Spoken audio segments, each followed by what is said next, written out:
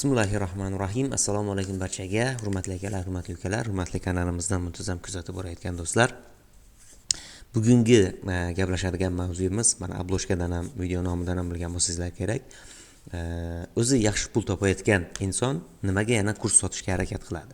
Nimaga, misol uchun, mana shunday nima deydi, qo'pol qilib aytganda reklama qiladi o'zini. Buni men o'ylaymanki, ikki xil turi bor.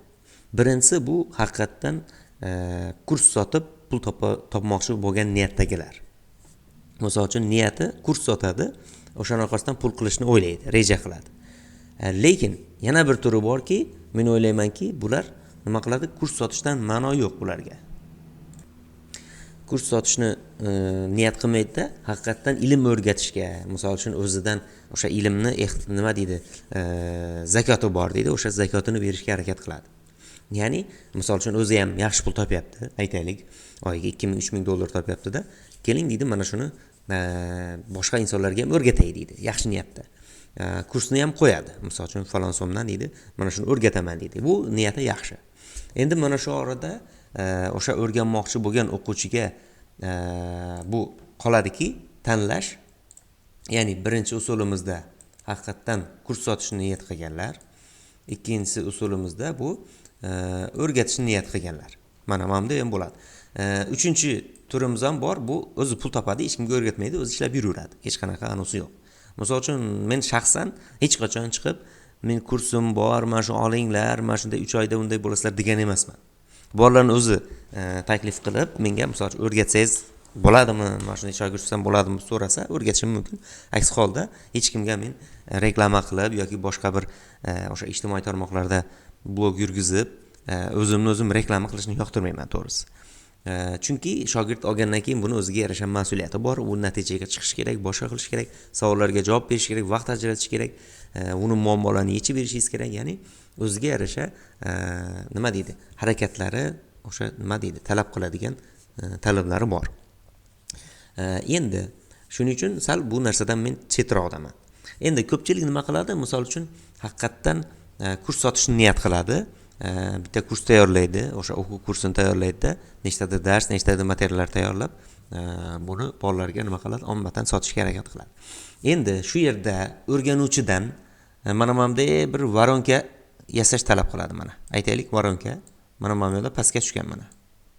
Mana shu varonkadan endi sizga tanlov nima qiladi? O'zingizga qoladi. Misol uchun, mana shu yerdan mana bu kurs yaxshimi, yo'qmi? Misol uchun, mana bu kursni o'rgatayotgan o'qituvchini, misol uchun natijalari, qanday natijaga erishyapti, qanaqa kafolatlar beryapti, misol uchun, amaliy yordamlari bormi, qanchalik o'ziga mana bu kursga kafolat beradi. Mana juda ham ko'p parametrlar bor. Endi kursni sifati, soni, darsliklarni misol uchun to'liq o'rgatadimi, yo'qmi, qanaqa tartibda o'rgatadi, ko'pchilik o'rgataman deydi-da, qisman o'rgatib, ha bo'ldi, mana o'rgatdim deyishi mumkin. Boshdan oxirigacha o'rgatadimi, garantiyalimi? Mana shu narsalarni barcha mana bu kurslar bo'yicha sinab ko'rib, eng afzalini tanlab, misol uchun mana bu haqiqiy imkon qadar o'rgatmoqchi bo'lganlarni tanlash kerak. Men kurs sotish niyatida bo'lganlarni emas, haqiqiy o'zi o'rgataman, shogird qilib olaman deganlarni. Endi bu yerda ham mana buni tajribasiga qarash kerak.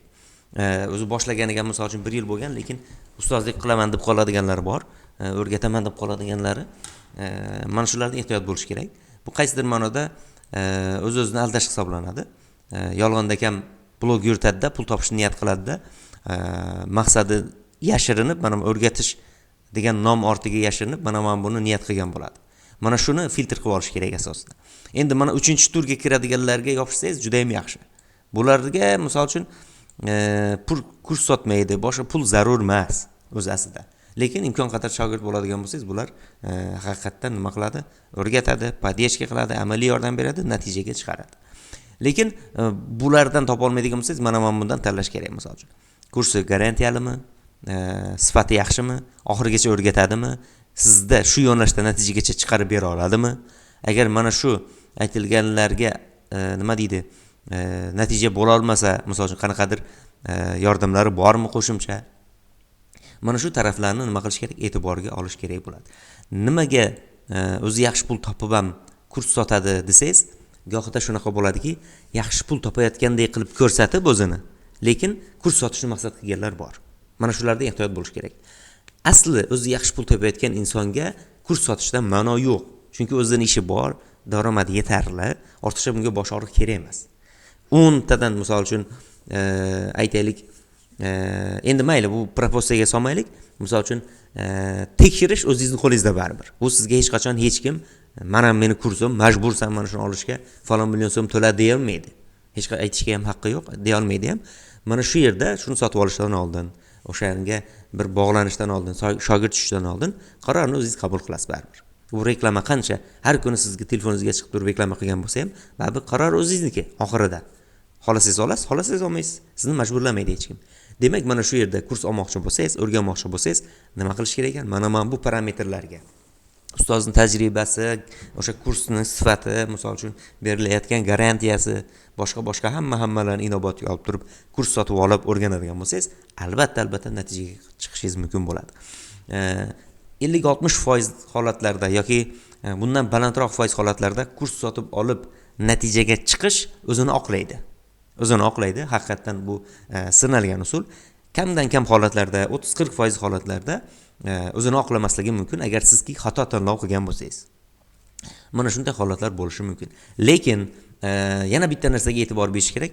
Kursni sotib oldingiz, kurs yaxshi edi, ustoz ham yaxshi o'rgatdi, natija qila olmadingiz o'zingiz. Harakat qila olmadingiz. Siz aytganda ustoz aytgandek qila olmadingizmi? Endi kursni ayblamaslik kerak. Ko'pchilik kursni oladi. Misol uchun falan ustozga shogird bo'ldim deydi, boshlaydi, ishlaydi-da, natija bo'lmasa, keyin kursni ayblaydi. Yo'q, vaholanki u kursdan boshqalar natija qilayotgan bo'lishi mumkin. Yaxshi natija qiladigan bo'lishi mumkin. Shuning uchun bu tomonni ham nima qilish kerak? Albatta inobatga olish kerak. Insonga ko'pincha birovni aybdor qilish osonroq. O'zini aybdor qilgandan ko'ra birovni aybdor qilish yengilroq bo'ladi. Shuning uchun imkon qadar birovni ustidan biror gap aytmoqchi bo'lgan paytda yoki yomonlamoqchi bo'lgan paytda bunga to'liq iqror bo'lish kerak. To'liq qaror qilish kerak. Ana undan keyin yakuniy xulosani qilsangiz bo'ladi albatta. Demak, bugun ko'rib o'tmoqchi bo'lgan narsalarimiz mana shulardan iborat edi. Keyingi videolarda ko'rishguncha xayr, sog' bo'ling, salomat bo'ling.